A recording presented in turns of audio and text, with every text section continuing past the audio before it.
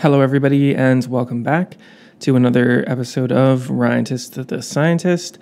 I'm super excited today because I am talking with one of my friends, Hannah Kirshenbaum, about one of her favorite topics, birds. And you may or may not have noticed that it happens to be Valentine's Day. So this is our love letter to birds for Valentine's Day.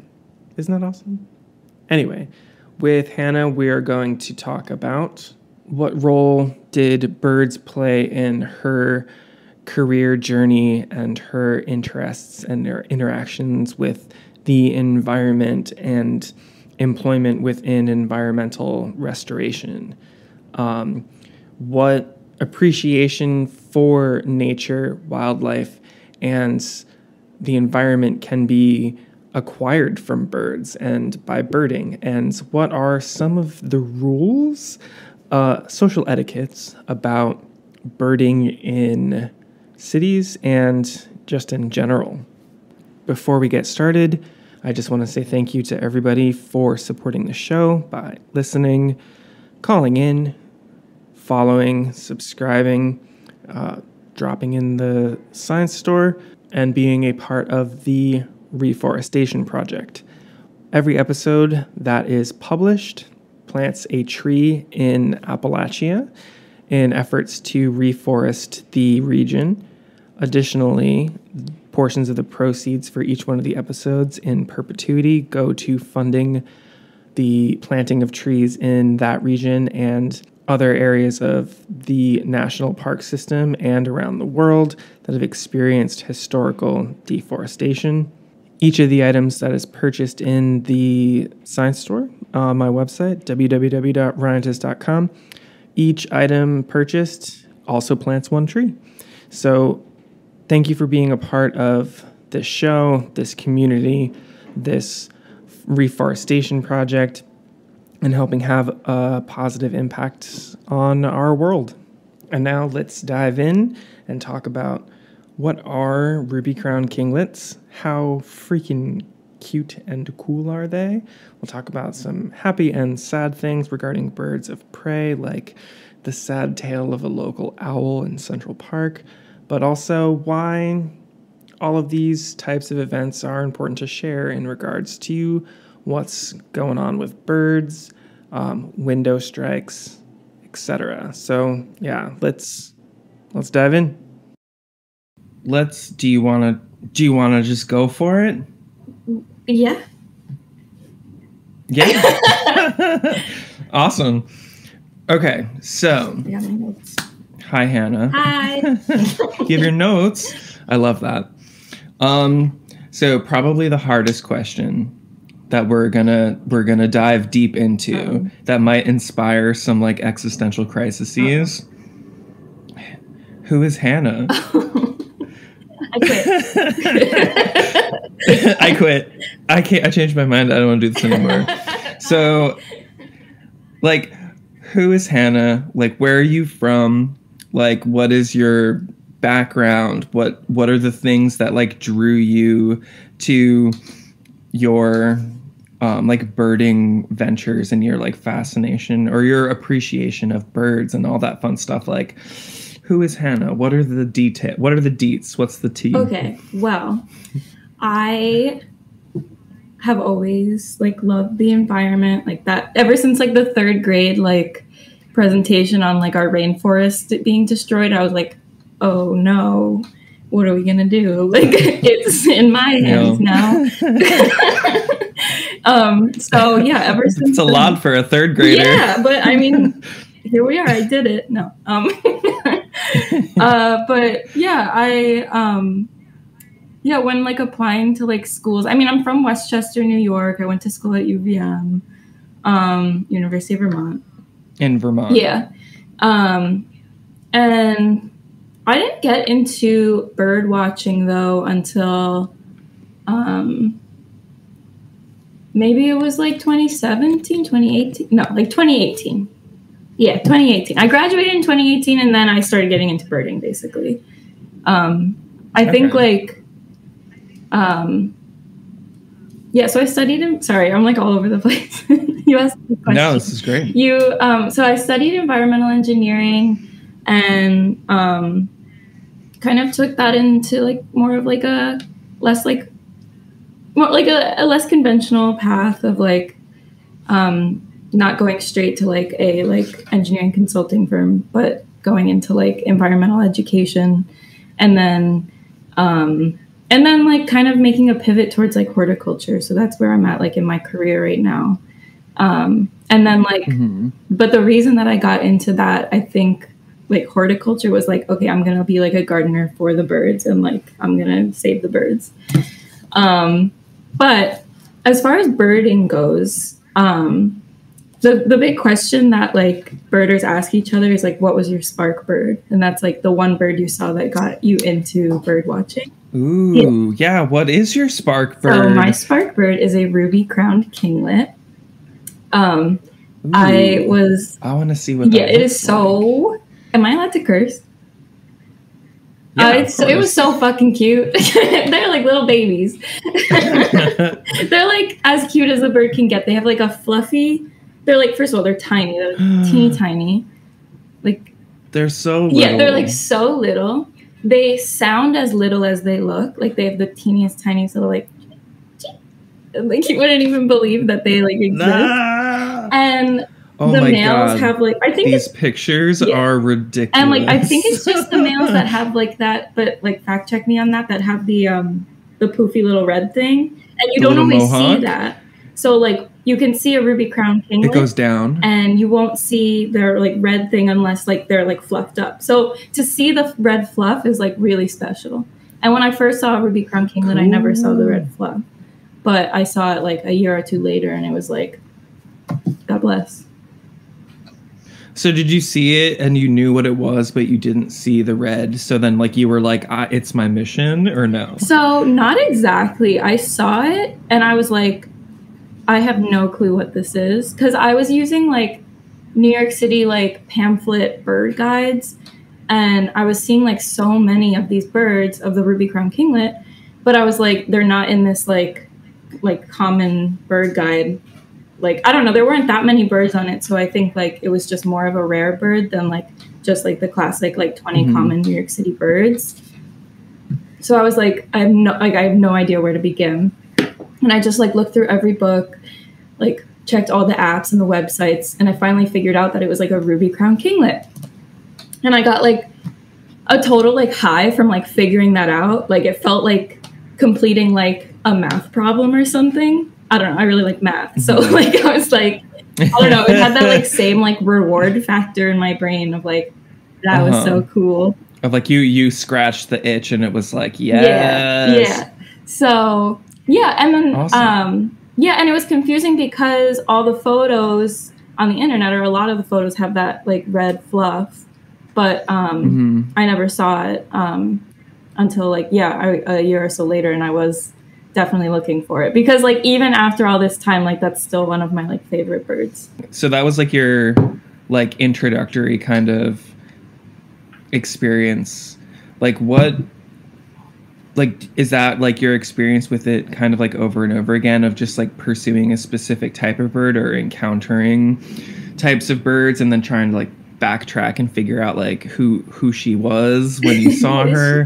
Who is she? I think it's a lot of everything. So I think like it depends on it's like a chaotic journey. Yeah, I mean like I go out most of the time just being like, all right, like let's see what we can see. And it's like always exciting. Like even if I go out and all I see are like robins, I'm like having a beautiful day outside looking at like adorable robins like running around like eating worms. Like that's lit. And like so I think like there's not like there's not like I don't know, like I guess sometimes like if I hear, so there's a big bird like Twitter like section of Twitter. Ooh, there's like birding Twitter. Yeah, it's birding Twitter. I mean, you have to like follow the right people, but yeah, there's bird Twitter and there's like bird Twitter drama. There's like some there's some crazy shit. But anyway, bird Twitter will post like somebody will be like, oh, I saw this like rare warbler, and then you're like, oh shit, I gotta go like see if it's still there. So like a couple years ago, the Prothonotory warbler was spotted in Prospect Park, which is like a relatively rare bird to see during migration.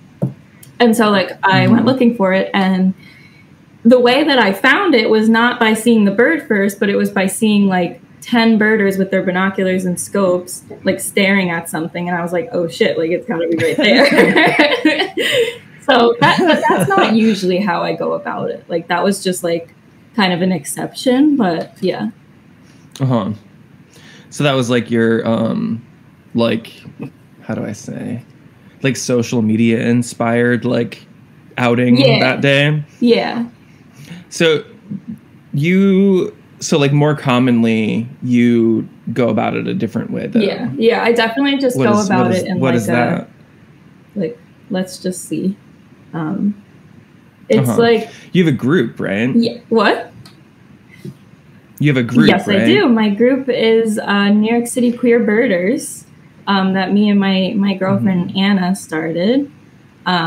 We started it like about a month before the pandemic hit. And yeah, so like a winter baby. What? A winter baby. Yeah. It was like, I guess we were both maybe just like depressed and felt like it was winter and in the winter in New York. Yeah, we were like, we just want to make some friends. We were just like cooped up, and we were like both got into birding like pretty much like we like kind of separately got into it. Like we would text each other like random birds that we would see, and then it became like a hobby that the two of us like would do together. And then together we created that group just to like kind of see like what the community was like for this like random assortment of people who bird and people who also are like queer or trans. So at first it seemed like there was no one, because no one came to our our like first event. So, but we like posted on Instagram. Maybe this is like a secret, but I'm going to share it. Like we posted on Instagram, making it seem like a bunch of people came. I love that. Yeah, we're like, what a great outing. These are all the birds we saw, with like no pictures of people, but like we didn't say that a lot of people came, but we also didn't say that nobody came. So there's the secret. But then COVID hit, so it was like, oh, okay, like, I guess this isn't gonna happen. But then, yeah, like, after maybe it was like 2020 when our next one happened, or maybe in I don't know, when did COVID hit? 2020 it hit, right?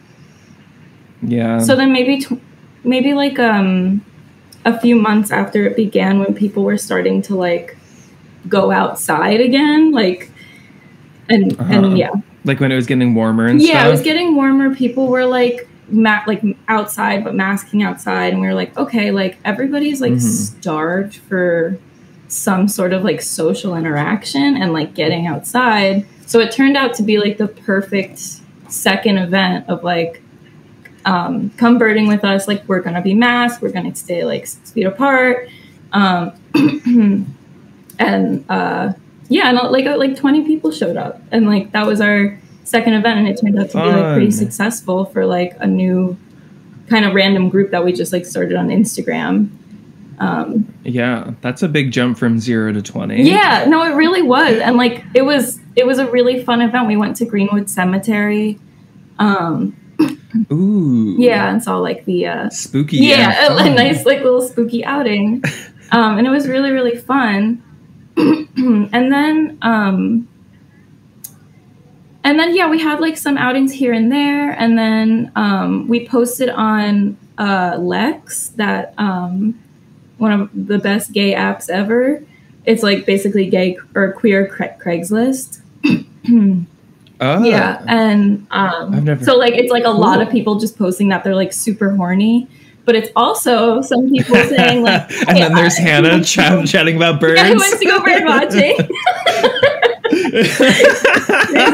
A lot of people want to go bird watching, and then some people who are horny for bird watching. Yeah, and so some people who worked for Lex came, and like took some photos, and then they made like a TikTok of us. So that actually brought in like a lot more followers. And yeah, and then our most recent event that we had was at Brooklyn Botanic Gardens for their Pride Night.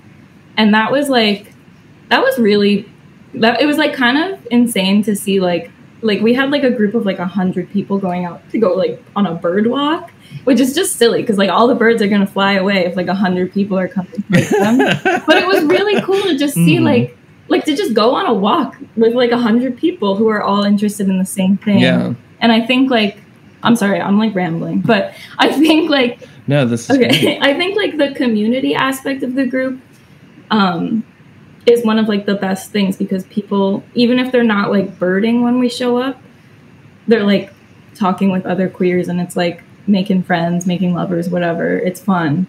And we're just having like a nice time. Yeah. And it's like more of like kind of like a collaborative experience. Like, we just kind of... Do people come from like all varying like levels of like experience in the world and like interest and like knowledge and birds? Yeah, actually, like, so there's like some people who've been doing it for a long time, and some people who like, I've never done this before. Like, I'm just a queer baby birder. What is happening? You know, it's a lot of queer baby birders. Okay. Yeah, so it's like a good portion queer baby birders, and then like every once in a while we'll get like maybe like a expert. But yeah, so I even still like I do try to like lead it in, like Anna and I try to lead it in a more like sort of collaborative way. Like you know, if you see a bird, like tell people, and like we can all look at it together. If you know like a cool thing about the bird that we're seeing, like share it, and like I'll share it too. And you know, so it's not like Anna and I are up there like as the experts who know everything and are like walking around telling you everything there is to know about birds, because we do know a lot, but we don't know everything, and we know that there are just like varying people who show up. So yeah. So like you mentioned, so you had like this group of like 100 people, and you also mentioned that there was like you saw it on Twitter and you went out and there's like a bunch of people with binoculars and so on and so forth. So is there like birding like rules of engagement? Like, is it, because you said like with 100 people going and walking through the woods, you're going to scare all the birds away. So that's like not fun for seeing birds maybe, but also is it also not fun for like other things? Like, are there rules of engagement that you should like abide by when you're diving into the world of birding? Yes. I think there are a lot of like bird ethics that that are involved that like people who are just starting to bird don't necessarily like know about, because you're just like going out and like, let's say somebody online posted that they saw an owl, and you're like, holy shit, like an owl, I want to go see that. And then like, but then like everybody's showing up and going to look at this owl and stressing this owl out, and like maybe you don't know that ahead of time. So like that is a good thing that like if somebody posts an owl, you probably shouldn't go look at it, because and like they do also say like you probably also shouldn't post online that you see like an owl, even on like eBird, which is like a kind of like iNaturalist for birding, like it's just like an internet database, because of the drawer. Yeah, because it's like an internet, like, you know, anybody can see it, and they will like, you know, they'll go see it because owls are like fucking cool. So like, of course they're gonna want to go see it. And I like am guilty of also like, you know, being a beginning birder and like seeing that an owl was somewhere and like, oh shit, I'm gonna go see it, and like keeping my distance, but still, it's like owls are like really sensitive, so they get stressed out easily, and that's just like one of those species where you don't really want to bother if you see them or tell anybody. Right. I think then also there's like wow, there's a lot.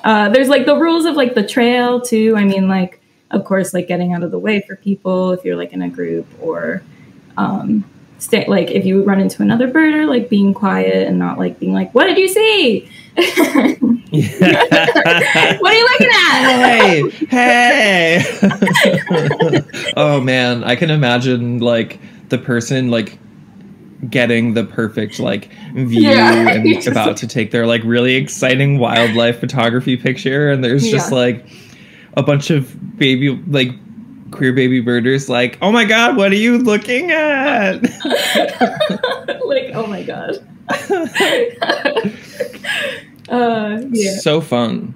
Do you do like birding just in the city, or do you like go outside of the city, like your group particularly? So our group has been in the city. That's really all we've done. We tried doing, Anna and I went to this music festival upstate New York called the Otis Mountain Get Down. Okay. Yeah, it was like 2 weeks ago. Very fun. Like, we go every year. It's really, really fun. We volunteer and everything.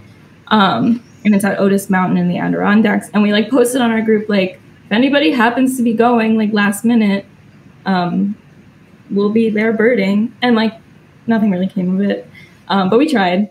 So, but I think like that if we want to do something like out of the city, we probably should have more of like a warning. Like, not like the next day. Mm-hmm. But so mostly we've been in the city. I bird anywhere that I go, like anywhere that I go, like on a trip or whatever. I bring my binoculars with me, but our group specifically hasn't left the city. Mm-hmm. So how do I say? So like, are there good times that you would, like, let's say me, who I've only kind of really experienced birding, like happen by happenstance, that like, is there a time that it's like best to go out to get like the most like bang for your buck, like the easiest time to see like the coolest things without like being super invasive? Unfortunately, it's like really early in the morning. Okay. Like, that's the best time to go birding. So like, for some people that's really hard. I'm an early riser normally, so like I like to go out in the morning, and then I like, you know, take my nap for the rest of the day after that. But but I know some people are more like late risers and like want to do afternoon birding, which is totally fine too. You're just going to see less. Right. But you won't see nothing. Yeah. I mean, the robins are always like fucking around. Yeah. So I can attest to that. I feel like whenever I see birds, I'm always like, it's a robin, it's a pigeon, it's like maybe a blue jay is like the most exotic thing that I see that day, and I'm outside pretty regularly. Yeah. But like, one of the fun things, just like in my very like entry level experience with birding, was like the calls. And that like hearing specific sounds can like clue you into like who's kind of occupying the space with you. And the I think the catbird, the one that meows, it like meows, and that was one that I heard, and like maybe that was my spark bird, because I was like, what? Cute. Yeah, because like I never heard. Like, I've heard, you know, like birds make interesting like calls and make interesting sounds, but like that one like mimes another animal, which I thought was cool. Or like maybe it doesn't do it intentionally, but it sounds like another animal, like very, very much. No, they do. I think they're like a type of mockingbird. Really? So they like do it on purpose. Yeah. It's funny, like when I first began birding and I like was hearing the catbirds, I was like, oh my god, like what is that? You know, like I would hear it like mimicking like a robin or like an oriole or something cool, and like being like, you know, like looking for it, and then it's like a catbird just sitting there with its like stupid like little black cap on its head, like. But now I like hear it and I'm just like, oh, you freaking rascal! I'm not even looking at you. You won't fool me this time. No. So, but they're so cool. I love catbirds. Yeah, and like they're the ones that now, just like being outside, where I've known that I've heard them before. Those are like the ones that I just am actively aware of. Like, is anybody here? Is anybody out here with me? Yeah. What about like migration seasons? Like, there's like cool stuff that comes, but only for like a short period of time, right? Yeah. Like, yeah. So who are they? Who Who is she? I saw not too long ago, I saw this like crazy yellow and white and black bird. And I was like, this certainly must be one of the migratory birds, because I've never seen. Probably. It's very, like in gross New York City, like you very rarely see anything yellow. Yes. Oh my God, it's so special when the warblers are passing through. So it's like happening right now. Now it's like basically peak time, probably for the next like month or a couple weeks or so. But it happens in the fall and the spring, and like a lot's migrating. But I think like what really excites the birding community is the warblers, because they're just like these teeny tiny beautiful birds that like are like bright and colorful, and are only like here for such a short time. It's just like so exciting. And then like it's also really difficult to identify them. Like they're a challenge for new birders for sure, especially in the fall, because they the males have their like, or I guess they both have their fall plumage where they like don't look like they did in the spring. They don't have their like bright as well. They do, some do have like their bright colors and they're still very beautiful, but they don't have the same exact like patterns as they do in the spring. And some of them look like literally identical to like 5 others. So it's very difficult. That's but really it's a fun cool. Challenge. It's really, I love that they like, they're different. So that makes me wonder, like you were saying, like, or that makes me think of like, I wonder if I've seen them in the past and didn't even know that I did. And like, I just thought it was like something else, like out of the corner of my eye. Like, oh, it's a house sparrow. Let me just keep going. Yeah, one time I saw a black and white warbler. This was when I like just first got into birding. So black and white warblers are tree clingers. So they like climb on the trees, kind of like a woodpecker or like a nuthatch. And I saw one, and I like went inside to like where I was working at the time, and I was like, I saw this bird. It was black and white, and it was just like climbing on the tree. There were like 2 of them, and my coworker was like, "Oh, that's a woodpecker," and I was like, "Okay." Like I like didn't think anything of it, but I was like, it didn't look like one, but maybe I saw it wrong, whatever. And now, like a couple years later, whenever I realized, I had like an epiphany of like, no, that was a black and white warbler this whole time. Like I saw my first warbler like so long ago, and I didn't even realize it.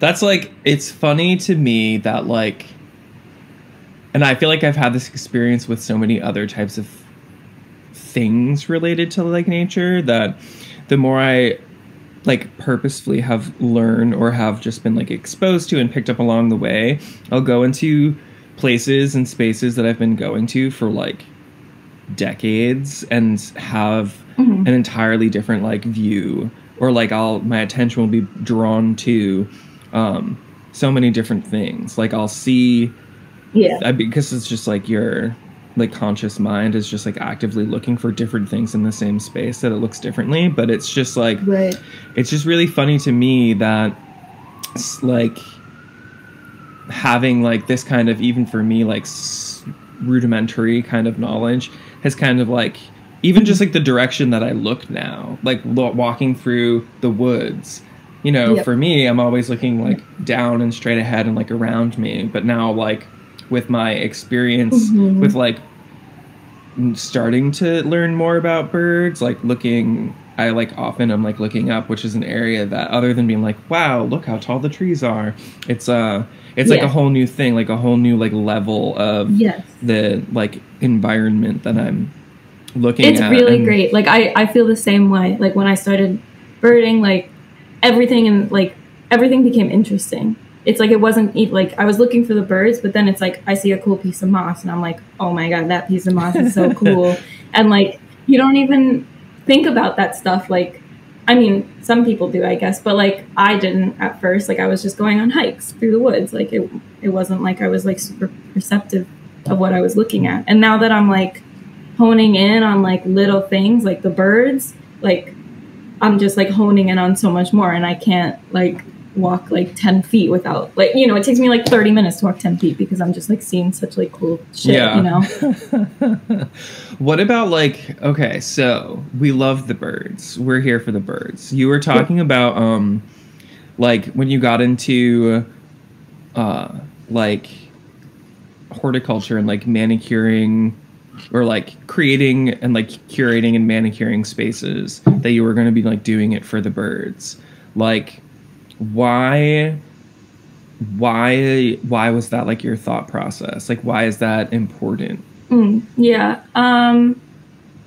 I think like for a lot of reasons. I mean, like bringing in plants that birds love is great for like food. It's great for their habitat. It's great for like bringing like pest control even, you know, bringing like just like any amount of like, I mean, it's not even just for the birds, but like in my mind it is because I love birds, but it's like, it's for like biodiversity, right. You know, like bringing a bunch of different like bird species in, or bringing in plants that like other bugs really like, or that like, you know, have like a bunch of seeds that like sparrows would like, you know, or like finches. Yeah. But yeah, it's like, it's about like so much, but I think in my mind the forefront is like for the birds.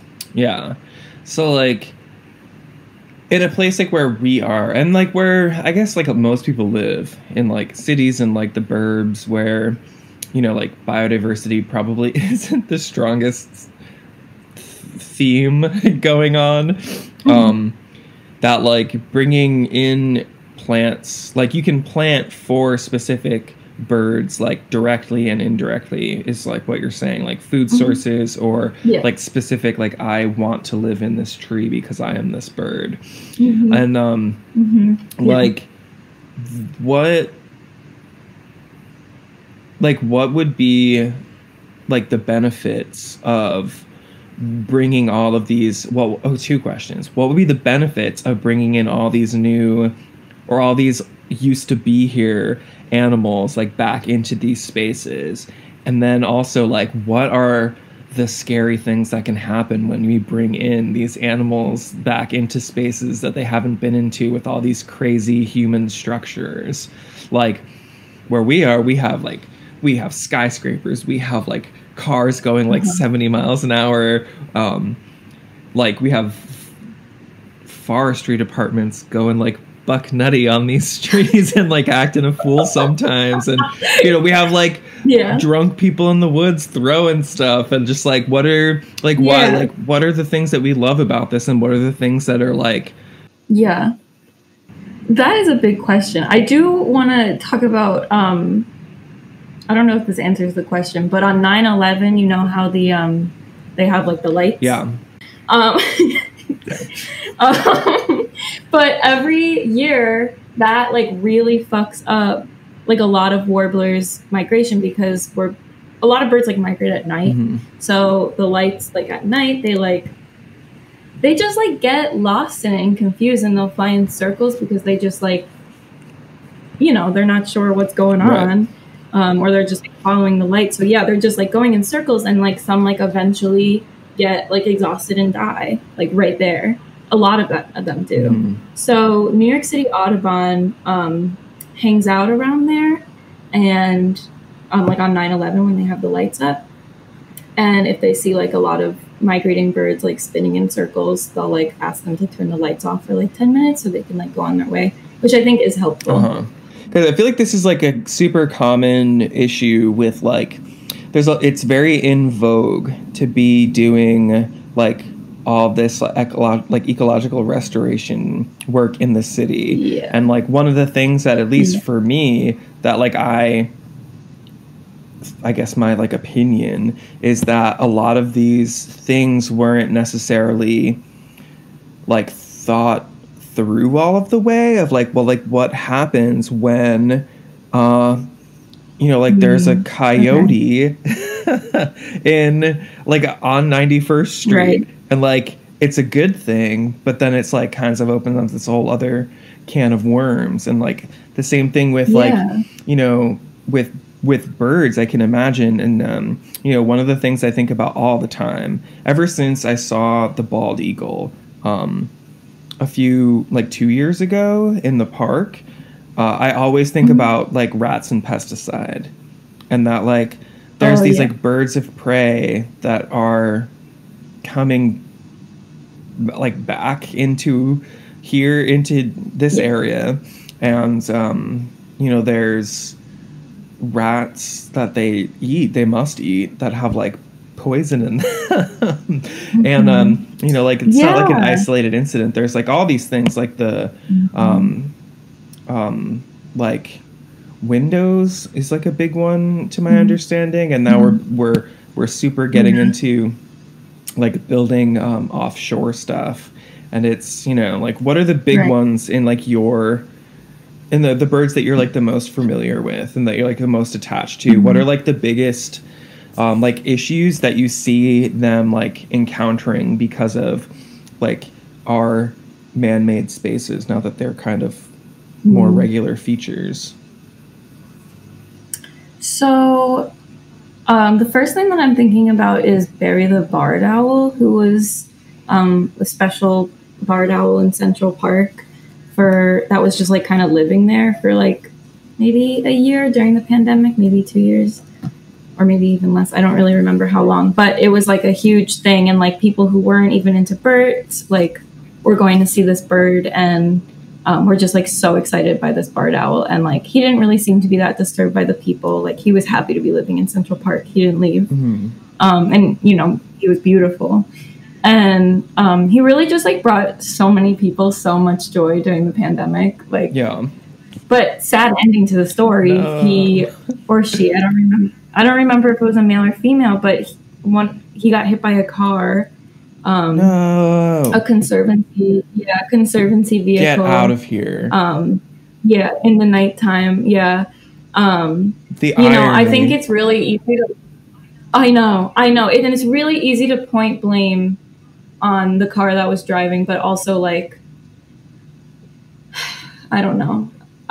I feel really bad about the whole situation. And, but they did like a autopsy or whatever, and they saw that this owl had rat poison.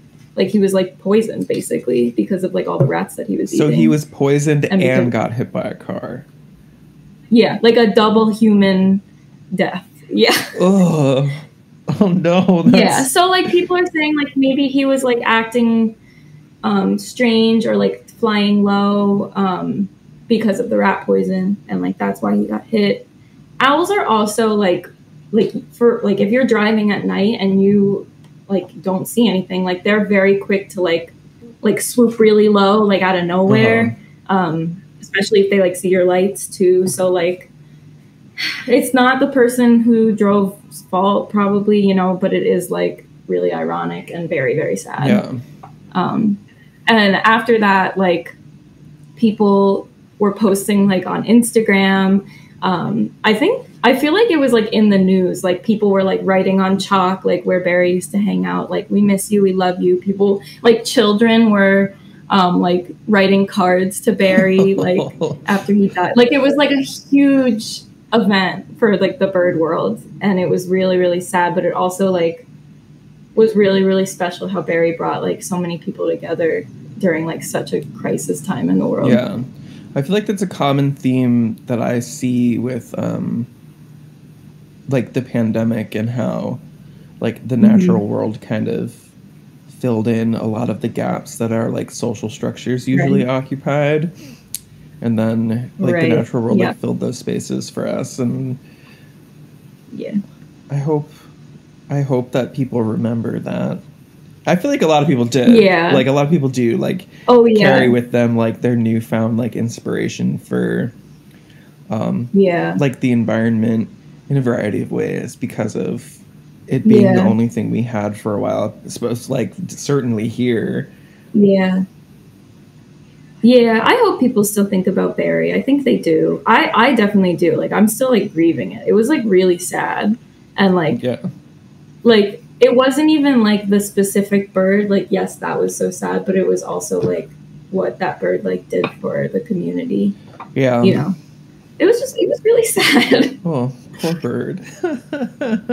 Yeah. So, what about like conservation? So like, let's say people want to get involved with like doing bird things, and like birding is something that like people want to get involved in. and starting to like learn more about birds, and then they learn about stuff like this. Like, what are the kinds of like conservation things that people, or like that you do, that like you would share with other people to like get involved with, to help our little babies.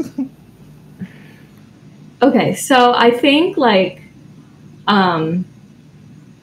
spreading the love for them is like the first thing that I do. Like maybe like the majority of what I do is that, of just like, I think if you like love something, you don't want to like hurt it, obviously. So I think like gaining like a newfound like sort of like appreciation for the environment and the birds, like education is obviously super important. So and then I think on a more like tangible level, there's like bird feeders, which are great. There's like, if you have like, I don't know, like where your listeners live or where they, but I think if you have like a house with a backyard, like leaving your like dead plants and trees there. I mean, if it's safe, like if like a tree is going to fall on your house, like don't obviously leave it. But like dead trees are like a great habitat for like a lot of birds, like a lot of woodpeckers and others will like live in a dead tree. So there's that, just like making sure that you're like not destroying their habitat even more than I guess it already has been. And I think like window strikes are obviously like a huge issue, especially during migration season. Like so many dead warblers, like it's so devastating. Like the Wild Bird Fund every year posts like a photo of like a bunch of dead warblers, and it's like, it's really morbid, but it's also like really important to see how many of these like beautiful birds are just dying from flying into a window, which could like easily be prevented, but like I don't know who, like it's like the building owners are sorry are refusing. Guest appearance. Oh, the face. Baby girl, the face. Yeah. Yeah. Yeah, super bad. Yeah. But yeah, I think it's like a really simple thing of just putting like tape on your window. Like that's literally it. Just you can put put tape on just like a string. Yeah, like they sell like certain like stickers that you can put on your windows, but it's like so stupid simple.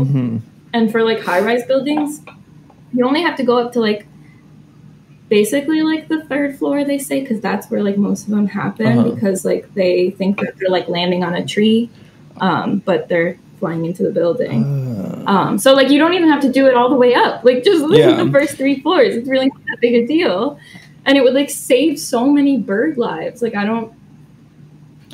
so I guess like in that regard, you can like put tape on your own windows, and then also like if it's an issue, I mean, like I don't really have that issue here, but you can do that, and then you can like call your like, I don't know, like politicians and like try and like push for some like bird. I read not too long ago that there's like conversation, or at least like pressure, about turning down the intensity of like the lights in Manhattan during like migration season to like get birds to stop getting like stuck here at night.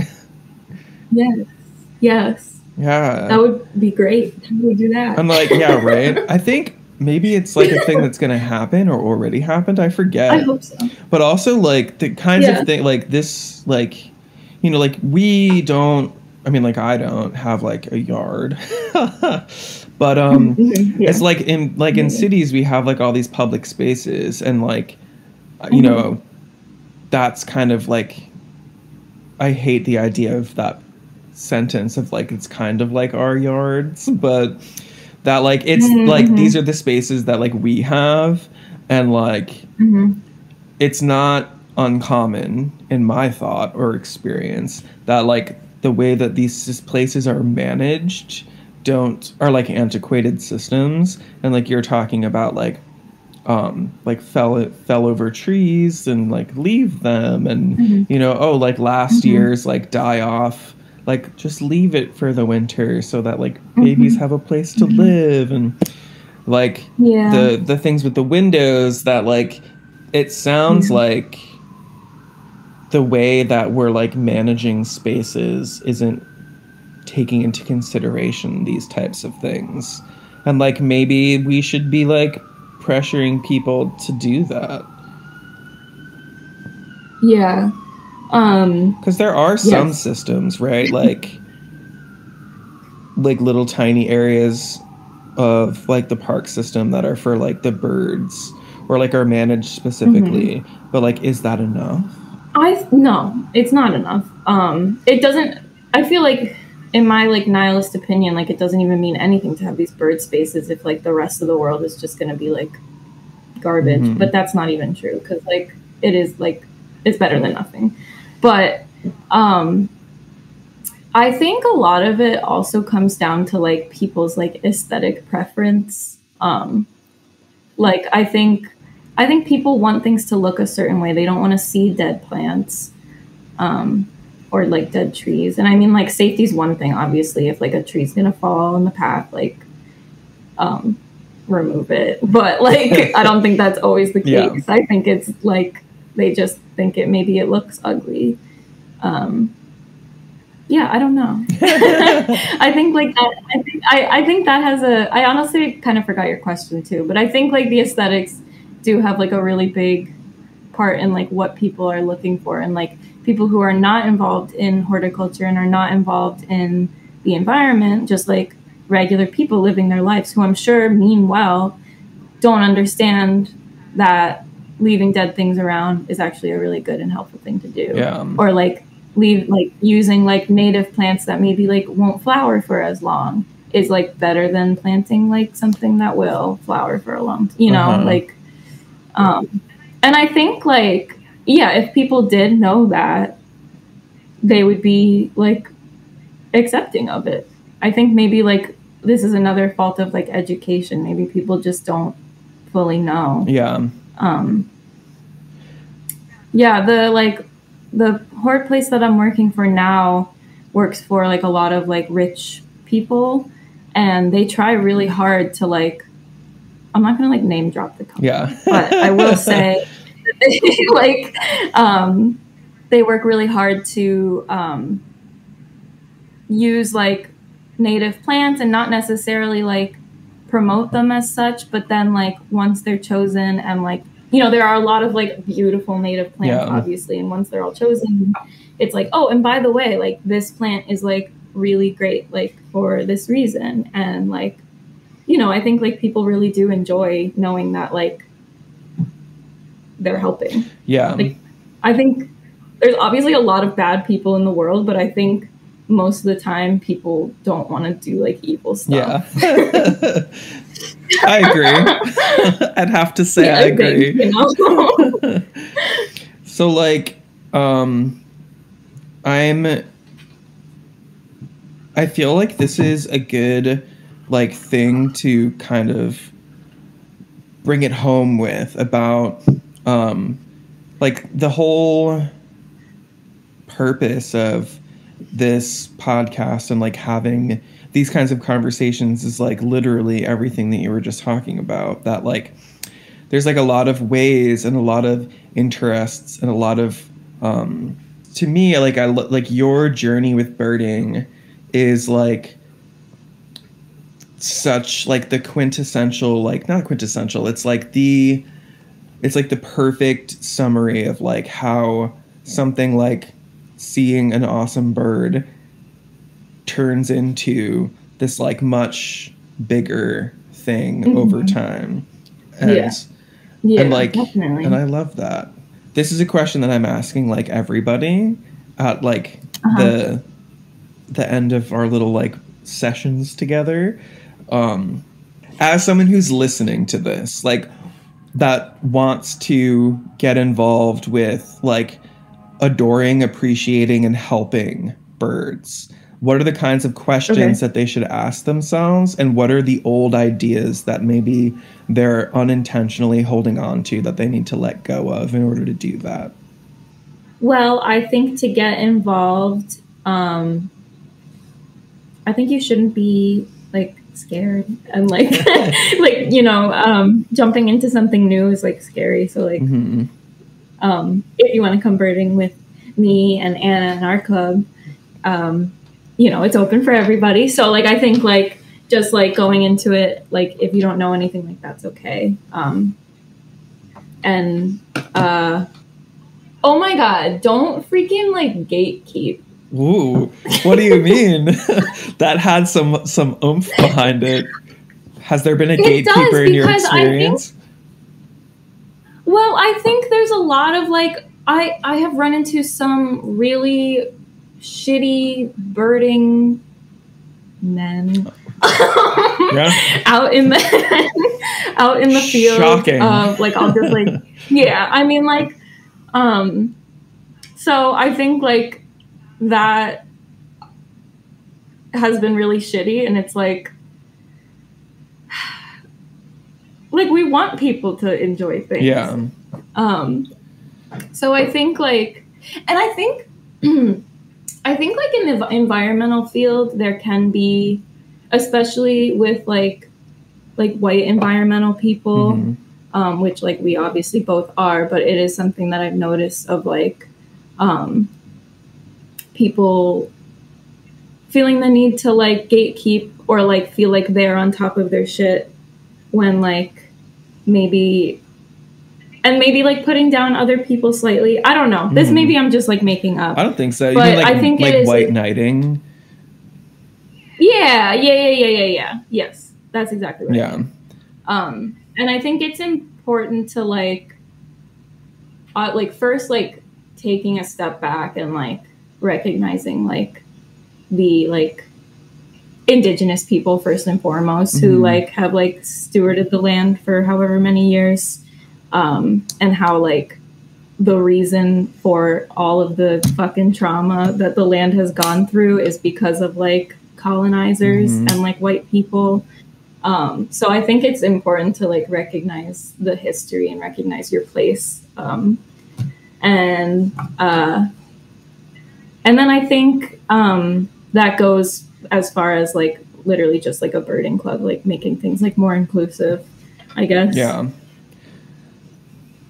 I love that. I don't know. That maybe made no sense. No, that makes like perfect sense. Okay. Yeah. I'm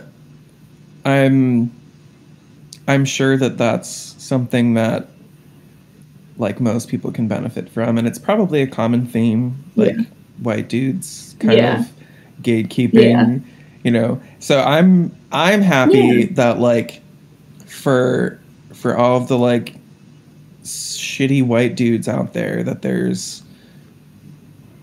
the like Hannah Kirshenbaums of the world that are like, no, fuck that guy, come and hang out with me and I'm gonna show you something. You know, that's very sweet. I'm not a perfect person though. I don't want to like feel like I'm the white savior here. But thank you for saying that. And I do want to like expand queer birders in like a more like diverse way too. And Anna and I have talked a lot about this. And just like, you know, continuing to like educate ourselves and educate other people, and like recognizing the land that we're on as we're like enjoying the land, and like trying to conserve it. And real quickly, I wanted to say like that there's this there's this thing going around the bird community too of like renaming a lot of birds, because a lot of them are named after like super racist people who like discovered them, quote unquote. So that's like a cool thing. I don't know exactly the petition, but I could like find that information and send it to you so we can like give them credit too. Yeah, maybe you can put it like in the like the show notes for this episode, like links to it. Yeah. Well, I'm also going to put links to your stuff, but you should tell people where they can find you. Okay, you can find me at Queer Birders on Instagram. And we also have a website that Anna made. Yay! Let me find. Yeah. Okay, it's just nycqueerbirders.com. Love it. So go to our website. There's nothing like on it. It's just like a lot of photos. And like for most of our event updates, I would say go to Instagram. And we have an email, queerbirders@gmail.com. We literally got the best like handles for things, like queerbirders, no numbers. We got queerbirders. That's so good. So, yeah. I love it. Yeah. So like, yeah, you can email us if you like want to know some stuff or have any like suggestions for us. Like we're really open to.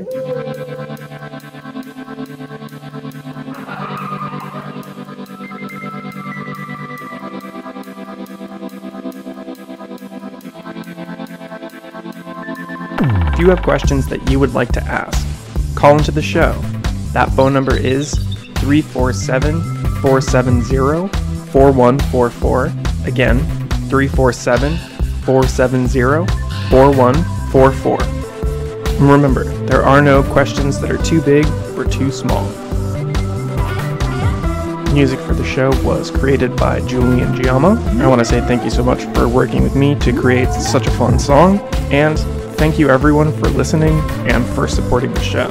See you all again next week.